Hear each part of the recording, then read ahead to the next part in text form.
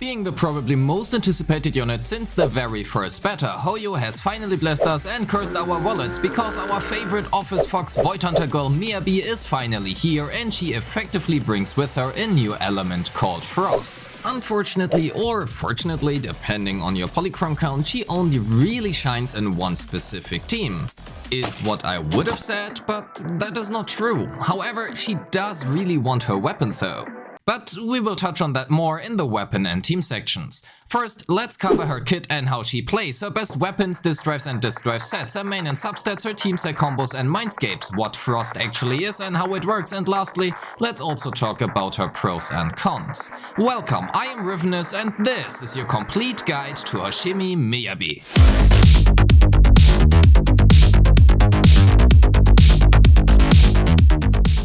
Let's start with her kit and more specifically her core skill, because it effectively explains to us what the new element Frost actually is. Miyabi has a new element called Frost, which effectively is ice but with a different name and not ice at the same time. It is treated the same as ice for all instances outside of the anomaly meter. It can trigger freeze, shatter and frostbite just as ice can, but it can also trigger disorder with ice. So effectively we now have two ice elements in the game, except that Frost sounds much cooler. And funnily enough, I am sure many of you forgot that Frostbite actually even exists. Frostbite is applied the moment an enemy freezes and increases their crit damage taken by 10%. So if I refer to Frostbite, it basically means when triggering the ice or frost anomaly.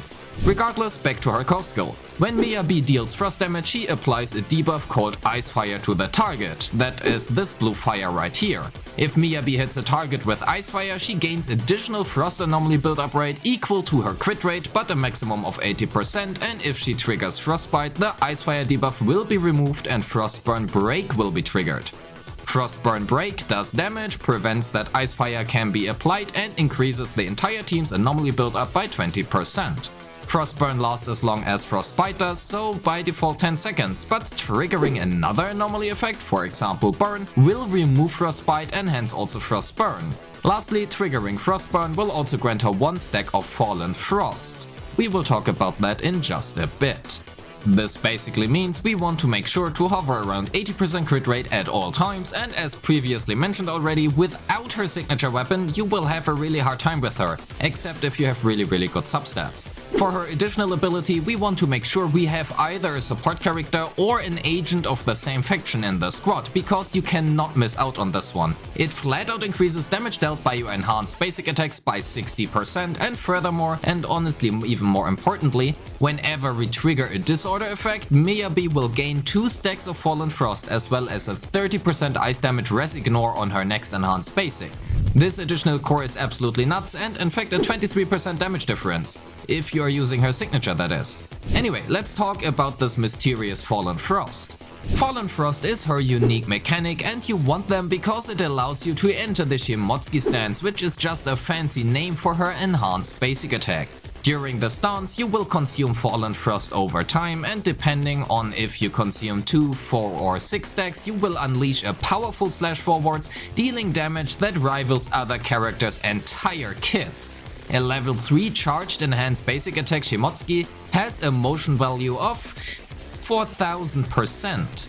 That is an entire ultimate on every charged basic attack and in fact her main source of damage. So we want to make sure to always reach 6 stacks and cast her level 3 enhanced basic attacks. This also means we want as many Fallen Frost stacks as possible. We get back to that in a bit, let's first finish her kit. Her basics are basics, with the first 2 dealing physical damage and the last 3 having very fancy VFX. Her special can be used nicely within her rotation for Fusion Compiler, her EX special can be cast twice, with the second one having a higher damage and daze, although her daze output is generally not really relevant.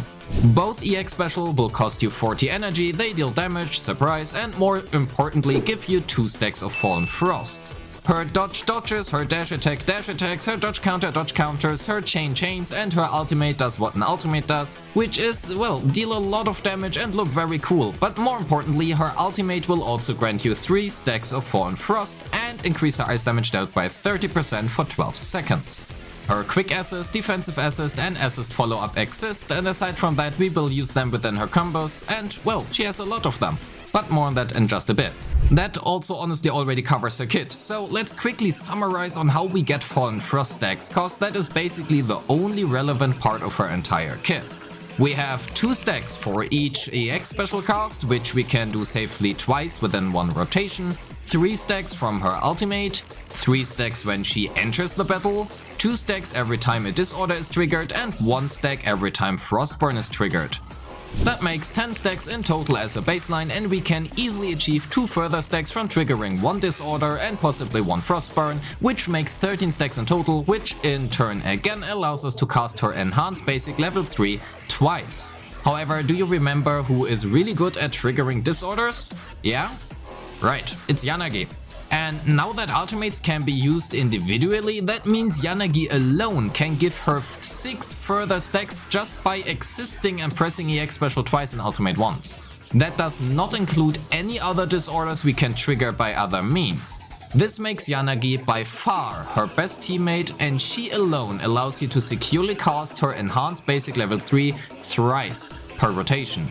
If used properly, that is, but as we will see later, other teams perform very well as well and can in fact keep up with Yanagi teams in terms of raw damage, simply because of the insane amount of buffs we can provide to Miyabi. Regardless, let's continue with her combos. We have quite a few, so I will go through them quickly as most of them are basic attack string skips. Her basic 5, special and dash attack connect into her basic 2, her ultimate, enhanced basic attacks, EX special and EX special follow-up all connect into basic 3, her quick assist and dodge counter into basic 4, and that becomes relevant when looking at her Mindscape 2 later on. Her assist follow-up and chain connect into basic 1, so they are honestly not really that worth talking about. When we enter battle, we have 2 possibilities on how we can start off, and the one we choose depends honestly on our team. The first one being dash attack into basic 2 and 3, into EX special into basic 3, 4 and 5 again. Unfortunately for us, is simply EX special into basic 3, 4 and 5 will leave us with just slightly not enough anomaly, at least against an elite enemy, so we have to make up for that by using our dash into basic 2 and 3. An alternative would be EX special into basic 3 and 4 and 5 into basic 2 and 3, and at this point we can also honestly just finish the basic chain yet again. Both versions will be enough to trigger Frostbite again against an, elite enemy, which then will grant us 1 stack with the 2 stacks gained from her EX special, and we are at 6 stacks. However, if we play her with Lycon or Sukaku, which have a 4-piece Freedom Blues equipped however, is simple EX special into basic 3, 4 and 5 will honestly be enough. In this case, we start off with Lycon or Sukaku for that matter, use their EX special, then proceed to Miyabi, EX special into basic 3, 4 and 5. The reason this works is because Ice and Frost are treated as the same element, and spoiler, but that is also the reason why Lycon is a very good teammate for her.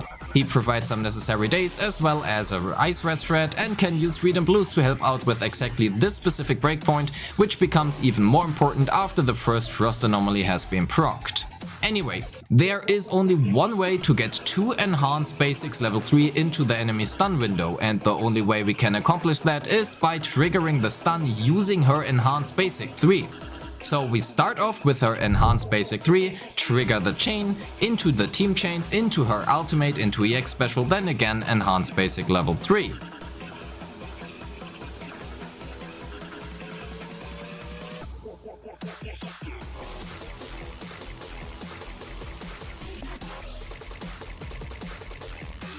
If you're a bit more sweaty, we can optimize this slightly further by casting her enhanced basic 3, then instantly swap cancel her out into Lycon and trigger the chain now using Lycon instead. This allows us to basically go for a combo of enhanced basic 3 into chain, into ult, into EX special, into enhanced basic 3.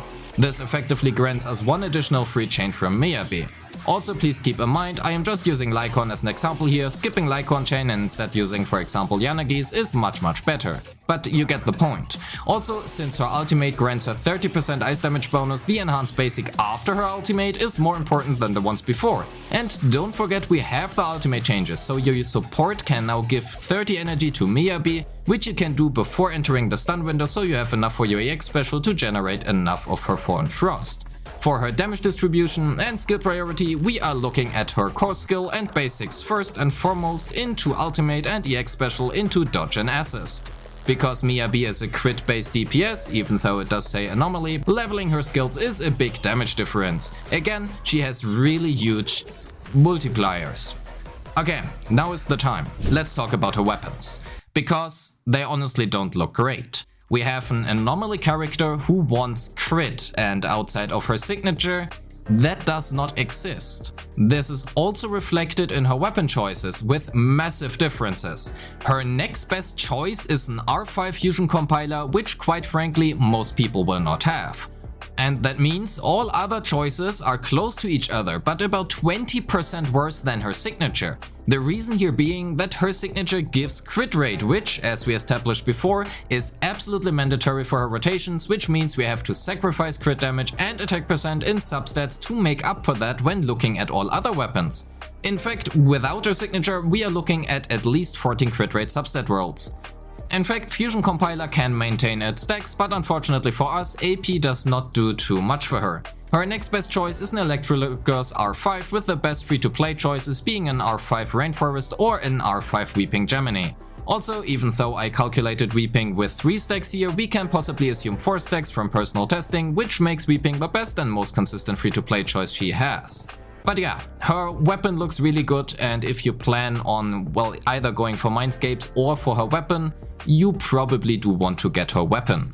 For her disk drive sets, a 4-piece of the brand new, totally not made for her, but also actually kinda good for crit burner set, Branch and Blade paired with a 2-piece woodpecker is her best and most comfortable choice. A 4-piece woodpecker can become competitive in theory, but you will be missing some build up, which means she needs to spend more time on field, which, to be fair, my calculations have not accounted for, so keep that in mind. A 4-piece polar is not a great choice for the same reason. We are missing massive crit rate, which equals 18% build up, which results in us missing 2 frostbites over 2 rotations, which are 2 stacks. That again can be offset by more field time, but well, you need longer for the same thing. TLDR here basically being go and farm the new set. For her main stats, I found attack percent in slot 6 to give the best results, not only on paper but also in terms of sheer clear times when actually playing that. Actually, I found attack percent in every slot to be the best choice. However, ice damage percent and pen ratio in slot 5 come very close as well. Anomaly Mastery for slot 6 is an option for disorder teams, as it technically allows also for 3 enhanced basics level 3 within 1 stun window. That is not reflected in the sheet however, as I found it to be extremely difficult to pull off. However, it is certainly an option. Crit rate in slot 4 works and is something I would recommend to take until you have the sufficient crit rate substats to make up for it, at which point, well, attack percent becomes better. For her substats, we are looking at crit rate first and foremost until we reach said 80%, then crit damage and attack percent, lastly flat attack, flat pen and AP, which is not wasted but also honestly not too great either. And this is the time where we have to talk about something important.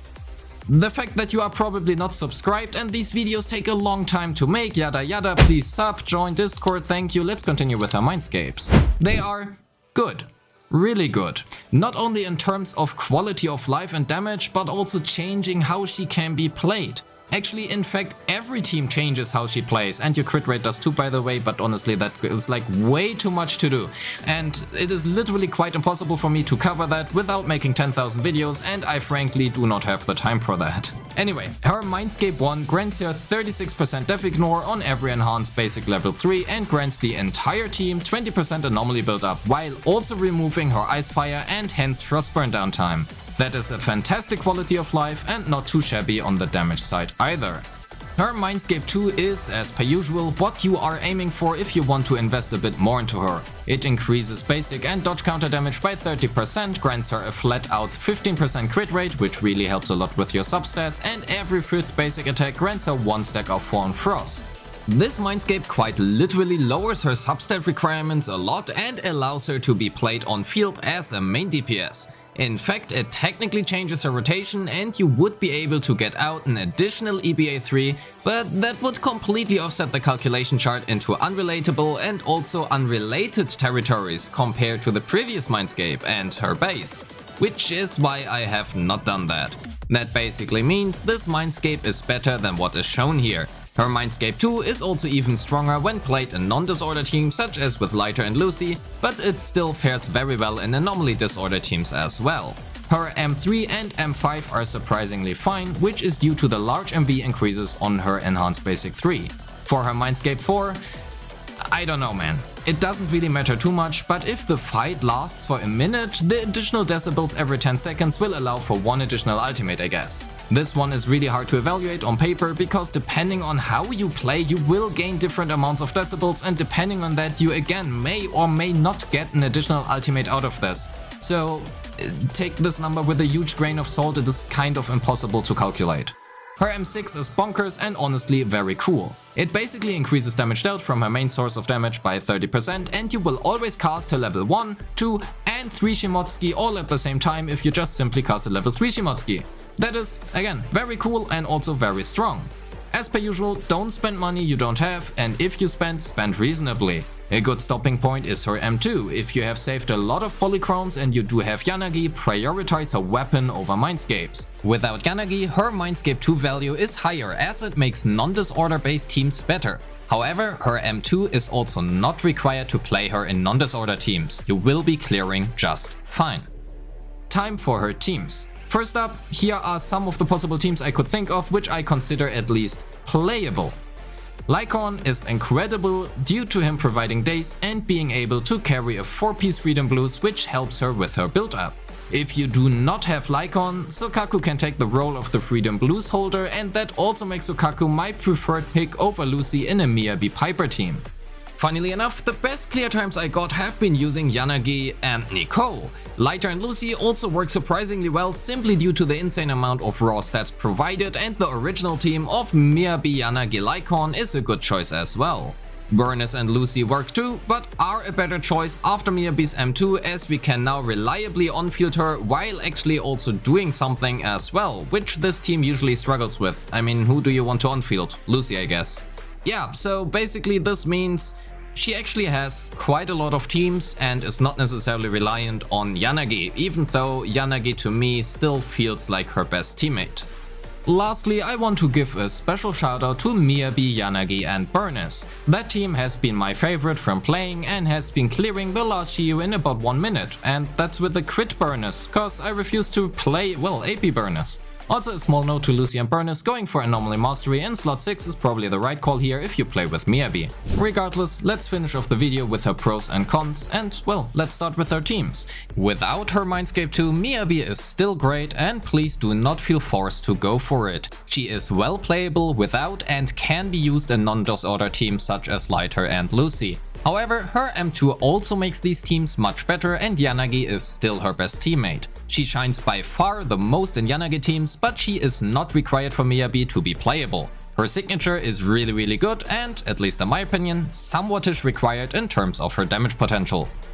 She also requires a lot of crit rate to get a smooth rotation, which means she is very reliant on a good crit rate, which makes building her honestly not very easy, especially since she really wants her new set. Next, her best in slot rotation changes team by team and also depending on your crit rate, which makes her not easy to master. I take this one as neutral. Having a high skill ceiling is always appreciated, but that also might be a turnoff for some people, hence the neutral.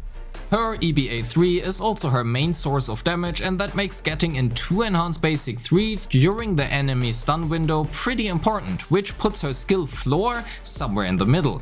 Otherwise, her damage is good, she is very fun to play, and the VFX are fantastic, at least if you care about that. And with that said, thank you so much for watching. If you have any questions, join the Discord so I can answer your questions personally. I wish you a Merry Christmas in case we do not hear each other, and a Happy New Year. Thank you so much for watching, don't forget to subscribe and enjoy the showcase. Peace!